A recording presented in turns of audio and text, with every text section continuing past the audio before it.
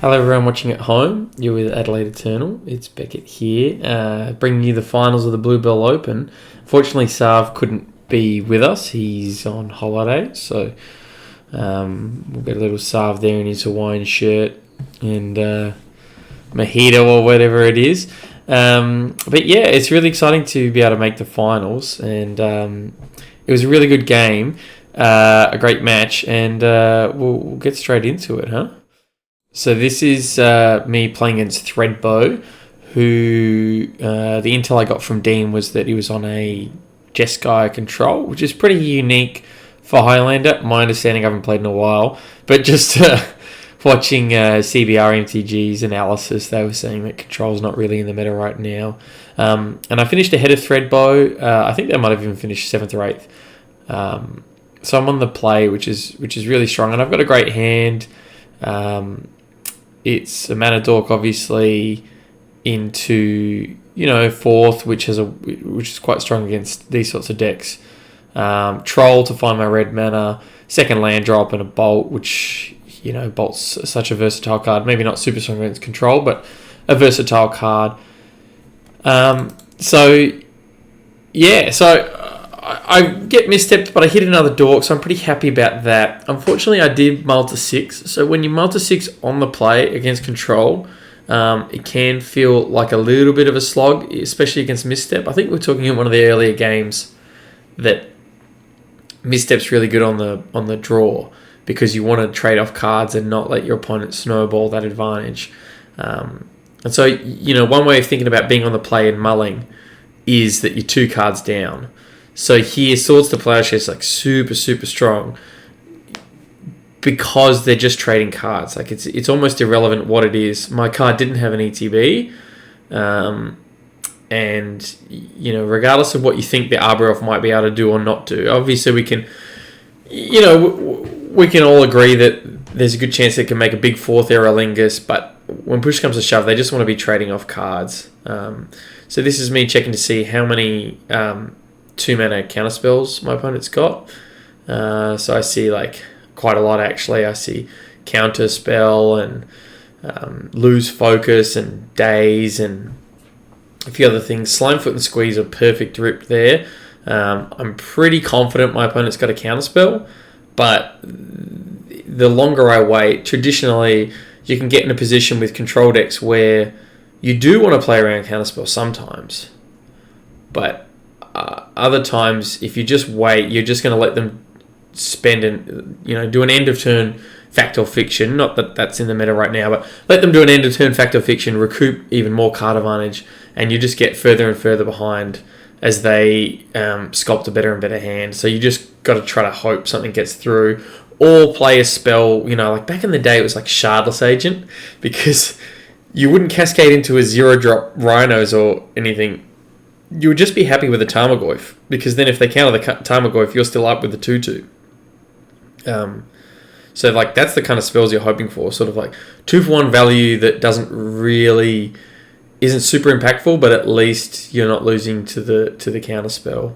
But Cryptic Cloak there is pretty strong off the drain. So specifically, drain lets my opponent cast a Cryptic Cloak and keep up mana for a counter spell, or cast 2 spells this turn. But I'm still pretty happy with 4th Aerolingus in my hand. It is a good way to sort of bite back against control decks, but the Cryptic Cloak, Ward 2 and Unblockable is just so strong. It's pretty tough to beat, because they're just going to be able to get it back. And Teferi 3, not particularly good against my deck. Teferi 3 is just such a strong card, it's always going to be good. But I'm not really playing in my opponent's turn, so its static ability, which I think is its strongest ability, isn't quite good. And my opponent goes for Unsummon, which I have to be a little bit critical of.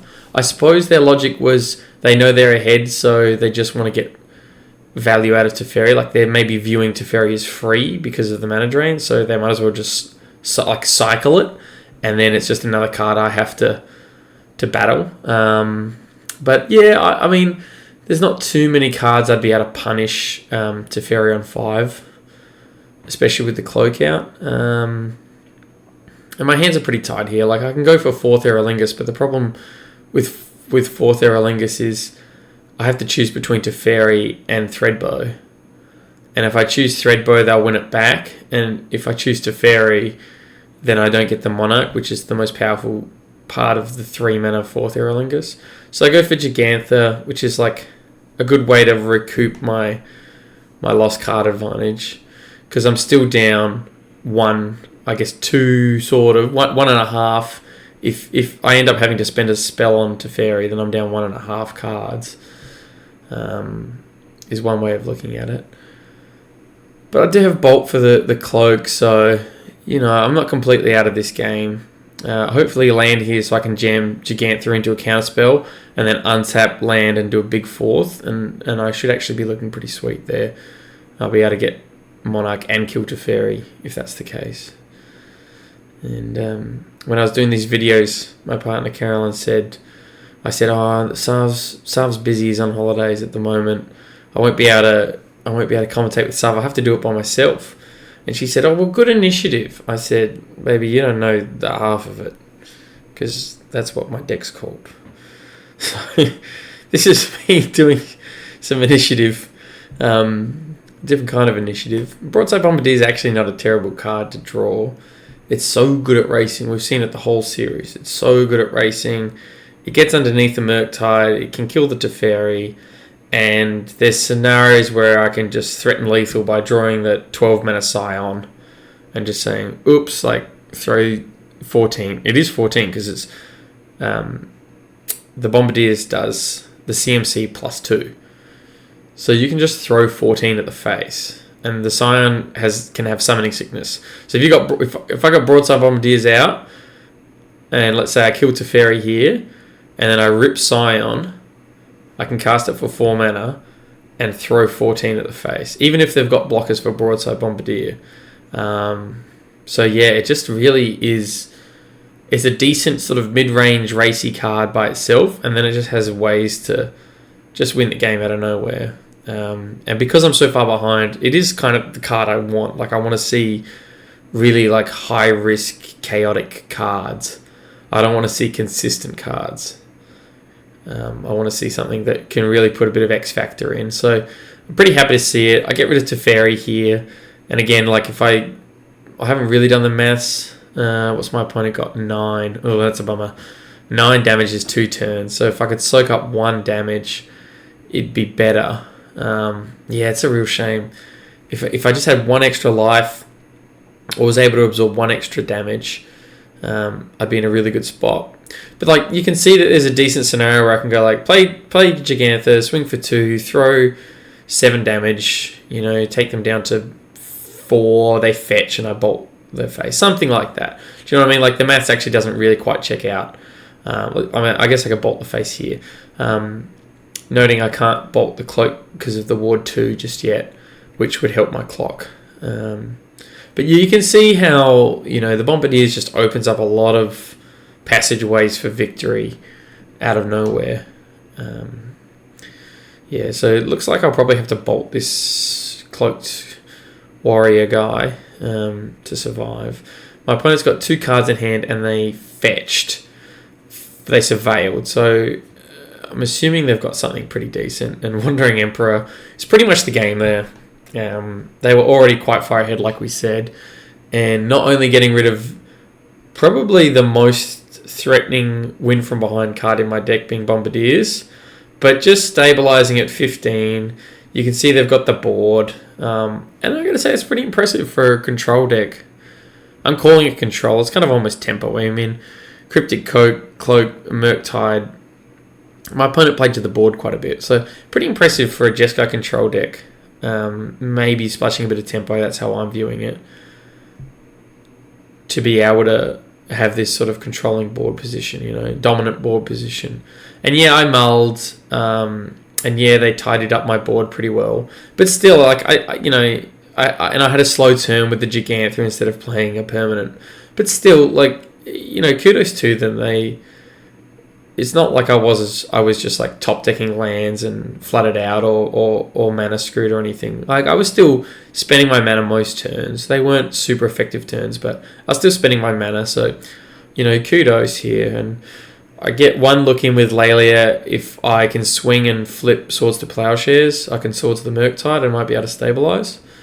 And Ephemerate here on the Cloak. Keeping in mind, it's not like Morph, right? This isn't a morphed creature. But it's a cool little trick.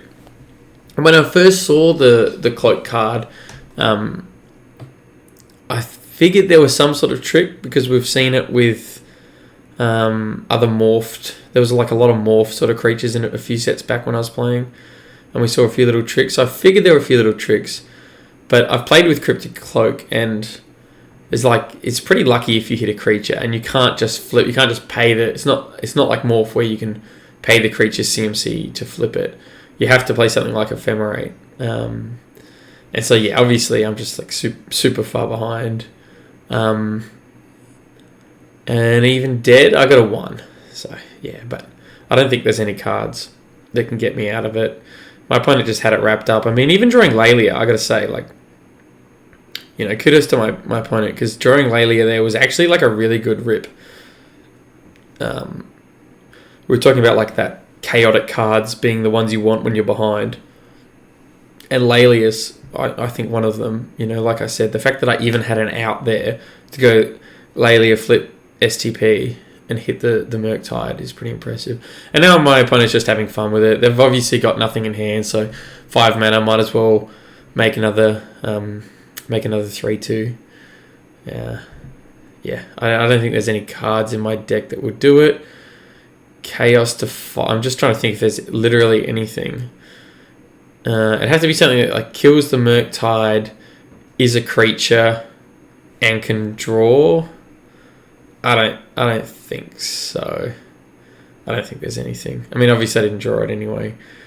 But this is me being a little bit of a brat, and instead of conceding, I know like my opponent, we might have a really controller game 2 and 3, and my opponent might lose on time because I'm very quick at Moto, so I feel like I can utilize the time advantage there. So even just like an extra 10 seconds on the clock for my opponent, you know, it's a bit rude, but yeah. I was watching the CBR commentary and they said, oh, here's Beckett like hoping that they misclick and forget the attack. I mean, even if they did, I think they could probably forget like 3 attacks and I'm still not coming back. My logic was just like burn an extra 10. I think I ended up burning like an extra 15, 16 seconds. That was my logic. It might seem silly, you know, if the game goes quick, but sometimes you can have really drawn out games, especially against the blue, white, red deck. And I back myself in my ability to play quick on Moto because I play a lot on Moto. Yeah, I just really like how like the clock works in Moto.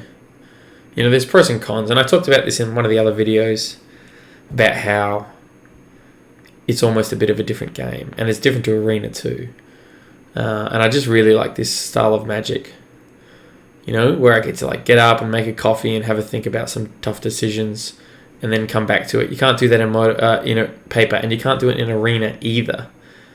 But there's pros and cons. Like I don't like that you can't just establish a combo infinite loop. You know, like Deceiver Exarch combo, Splinter Twin combo. You can't just say, I got the twin, I'm just going to like make 100,000 Deceiver Exarch tokens with haste. You can't do that in Moto. People can burn you on time. That's a bit annoying. But otherwise, the chess clock style of Moto to me is just far superior than Paper Magic. But I think Angus from CBR MTG was also saying like you miss out on the social aspect, which is a pretty big factor as well. You know, it's pretty fun to just jam. I think these sideboards go without saying. I'm taking out Archon, which I've never really liked on the draw. I'm on the play here, but it's better against creature decks because it makes the creatures... Oh no, it makes lands into tapped. I guess because my opponent has a lot of counter spells, I'm expecting them to be able to... They're often not going to be playing 2 threats anyway. There's a good chance I'm going to be playing 2 threats, trying to overload them on their... You know, like... Here's a good example, like play a spell and play a reanimate in the same turn. So I don't think Archon's quite that good there. yeah, so I cut Emiria and I had Pyroblast, Reb, Carpet, Choke, Thoughtseize. I wasn't even really watching, but I think that's kind of the stuff I want. And now I'm just dropping Morlock. It's probably good. Like, my opponent probably will play a creature, but on the off chance that they just have a real land go sort of hand. Because my guess on my opponent's deck is, yeah, it's like it can play either the control roll or the tempo roll. And if they just happen to draw a control hand, then the Morlock's dead. So I want to be able to capitalize on either way, and like Fable's good in any deck, against anything really. ProView is pretty strong because they see the reanimate, so they know not just to kill something without thinking about it because they can get it back for cheaper, and life isn't really relevant. So reanimate really strong against a deck like this because it can get under those counter spells. I can go on turn 4 like 3-drop and a reanimate to beat the mana that they're holding up for counter spell. So that's really, really strong.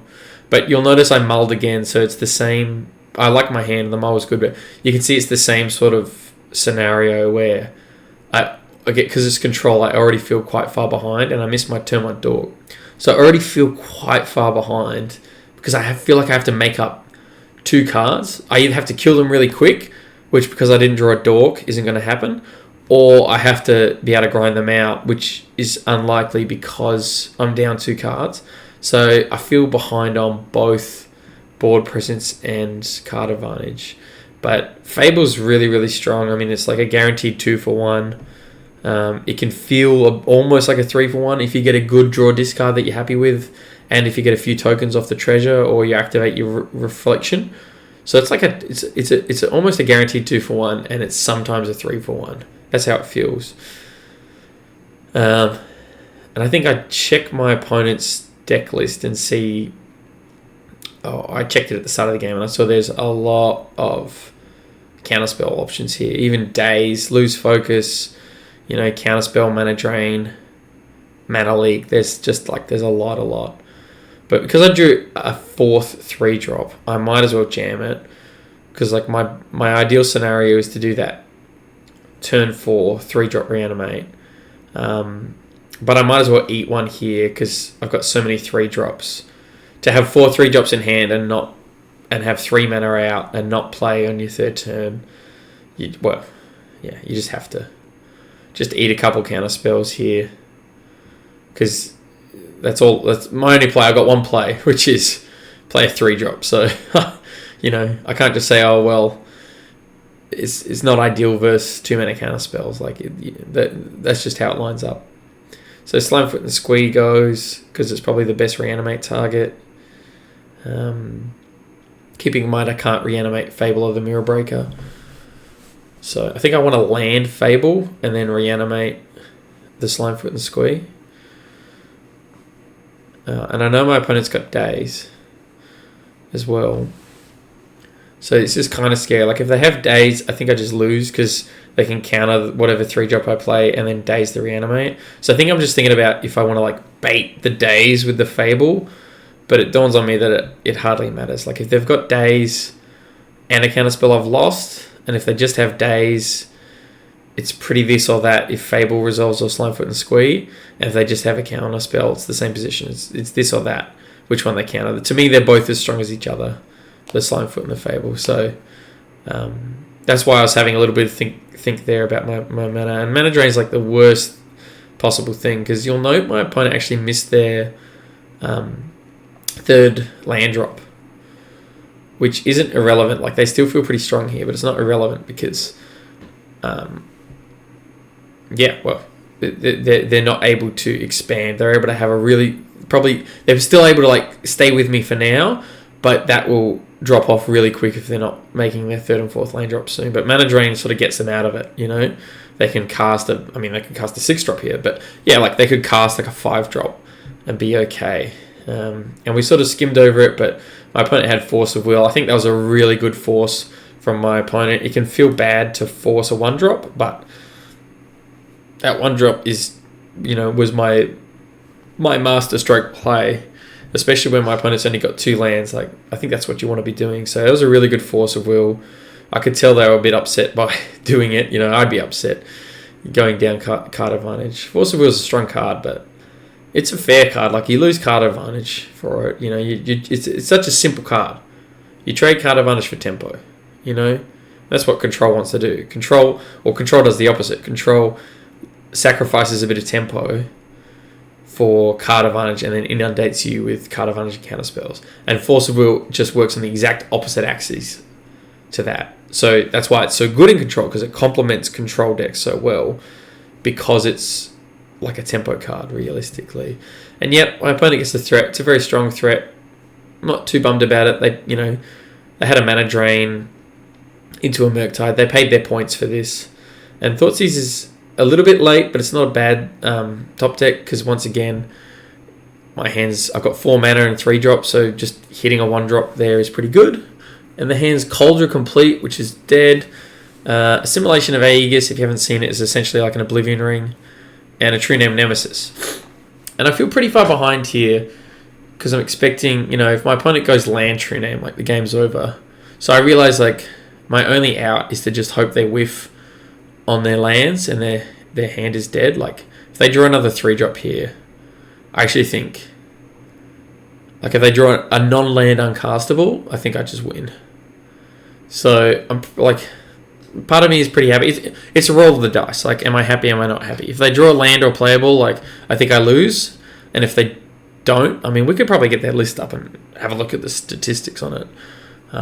But it's probably close to like 50-50. Land or something that costs 2 or less versus non-land. And so here, Laelia can obviously get value, quotation marks, by... And you'll see I'm looking at their list, get lost. I'm looking at how many miscalc effects they've got. Miscalc being counter target spell unless they pay 2, right? They've got Spell Pierce, but it's not relevant, and that's all. So I actually very disciplined here, and I'm really proud of this play. I actually play around exactly lose focus and nothing else. The counter unless they pay 2. Because if I play Laelia and flip a land, quotation marks, I've got a camera so I can do it, get value out of Laelia because I hit the land and play it. But I realise it's probably just more important to play around lose focus here. So I keep up 2 mana, and obviously I'm hoping to hit some kind of 2-drop off Laelia. And that's actually not a bad position. Like, we can do the maths on it. Laelia's going to go up to 3, so I'm going to deal 5. And then, not that I want to fling it yet, but it's another 5 off the Broadside Bombardiers, so it's 10. So they're on like virtual 7. And I'm on 8, and they've got a 7/7. So I've got an extra swing here. So I do flip a land, but you can see how it's not like really that relevant. Like getting would I really care if it's Verdant Catacombs and I had bad lands in hand? Hardly, because I don't want to be fetching to go down to 7 life anyway. So they get Lorien Revealed, which is perfect for me because it's neither an untapped land, it's essentially a tapped land for their 3 mana, nor is it a 2-drop playable, so that's ideal. So yeah, we're essentially hoping that they don't have like a playable being a counterspell. I would count a counterspell as a playable because I think technically I lose the race, right? 1, 2, 3, 4 off Laelia. 2 off Bombardiers is 6, and then throw Laelia for another 5 is 11. So I can take them to 1, and I've got 2 draws because I'm going to flip something off my draw and flip something off Laelia. So I've got 2 draws to find... Chaos Defiler is pretty good. So I've got 2 draws to find something that either answers Murktide or does 1 extra damage. And yeah, I find Chaos Defiler, which is pretty strong. So I go for the bash first because I might as well. The Chaos Defiler, I can throw the Chaos Defiler. Not only can I kill the Murktide, but I can throw the Chaos Defiler post-combat. So the trigger for the Bombardiers works regardless. So I find Delighted Halfling. It's not relevant. It doesn't do anything. I need to keep my mana for a Chaos Defiler. And now I'm just hoping that they don't have that counterspell. So we know their entire hand, except for 1. So we know they've got 4 cards in hand. They've got True Name, Cauldron, and the Assimilation Aegis. So we're just hoping that the last card isn't a 2 mana counterspell, and then we get to win and go to game 3. And Chaos Defiler, yeah, I mean, it was such a good rip. There's probably a few others. I'd be interested on the mats like Swords, Bolt. There was a few little outs there. Any 4-drop, because then I can throw the 4-drop instead of the 3-drop. And they had exactly lose focus. So, just to sort of, I guess, for the fun, I throw the Lelia to show exactly how close the match was. And it was real close. Because, again, my opponent, the rest of it was too slow. And I got to say, as disappointing as this was, I was pretty chuffed that I played around exactly lose focus in the last turn with Lelia, and that's exactly what they had. In Highlander, that I was pretty chuffed on myself with that one. So there weren't heaps of outs, but there were a few. I'm kind of curious what the outs were. Like any 4-drop, I guess 4-drops lose focus anyway. So. But if you're putting my opponent on nothing, then any 4-drop, Bolt, Swords, anything that flies. But yeah, really, really well played from my opponent, and they had a great deck. I didn't really rate Murktide generally, and that's my best guesstimation as to the list, but it's not concrete. But yeah, really, really cool deck. It's kind of like that Legacy Stoneblade, where it's like tempo, but it can sort of post-board into control. So really, really nice games. I can't be too mad. I was on the play and I drew pretty well, and I found the outs and they just had the answers. And I was really chuffed with the event. I had a great tournament. I had a lot of fun. Coming back into Magic. I've been playing a bit of Magic, but coming back into Highlander after a big break, it was nice that my skills are still up there, and obviously my Vintage Cube skills have put me well, and nice that I've got people around me like Sarv and Drew and Sock in my team to be able to help me test and help me with the meta and catch me up, my catch up.